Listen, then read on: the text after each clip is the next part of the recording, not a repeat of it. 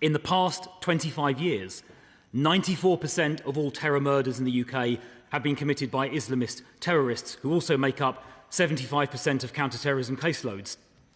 So does the Home Secretary share my concern that the Prevent caseload is only 10% Islamist in nature? And if she does share my concern, what does she propose to do about that?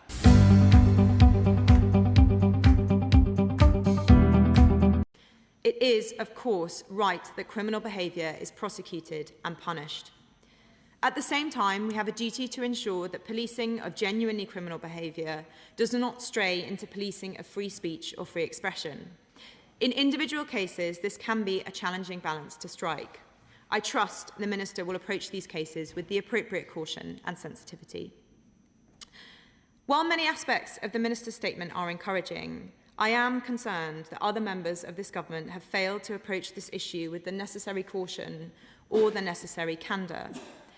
We must be honest about the fact that, while violence against elected politicians can come from a wide variety of groups, the single biggest extremist threat to our country remains the threat of extremist Islamist violence. That threat is intimately tied up with a growing tendency towards sectarian politics in some parts of our country. As my right honourable friend, the Leader of the Opposition, said recently, separatism is on the rise in our country because, for too long, Britain has been complacent about our culture and too tolerant of those weaponising identity politics for their own gain. Yet, in its cohesion strategy published earlier this week, this government seemed unwilling to deal with this threat head-on. The strategy openly acknowledged the existence of communities in the UK living segregated or parallel lives. But rather than dealing with that problem directly, the government proposes a package which may only make this problem worse. More DEI in the public sector, an attempt to smuggle in so-called social engineering under the guise of social cohesion,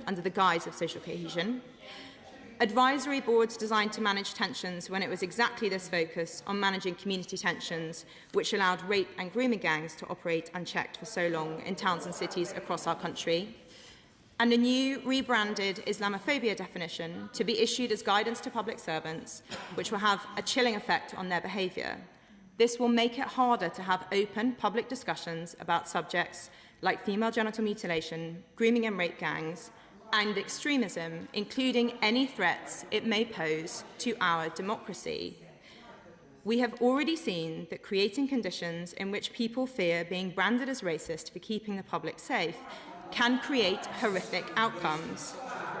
We must never again allow guidance like this to create a culture of fear which breeds inaction, cover-up or denial. The cohesion strategy is a recipe for further suppression of discussion of the threats that face us today and their root causes. We will not make the truth disappear by discouraging people from talking about it. That has never worked, and it will not work now. So again, I thank the Minister for his statement today and his work on tackling criminality towards elected officials. Can he assure us that his colleagues in government are as committed to dealing with this problem at its root as he himself seems to be? Dawn Butler. Thank you, Madam Deputy Speaker. Madam Deputy Speaker, I hope the Shadow Minister will get to her feet and correct the record, because there's a far greater threat from the far right than there is from Islam. And, you know, in this holy month of Ramadan, I'm sure Muslims all over the country will be praying for her soul, whether she deserves it or not. Yeah.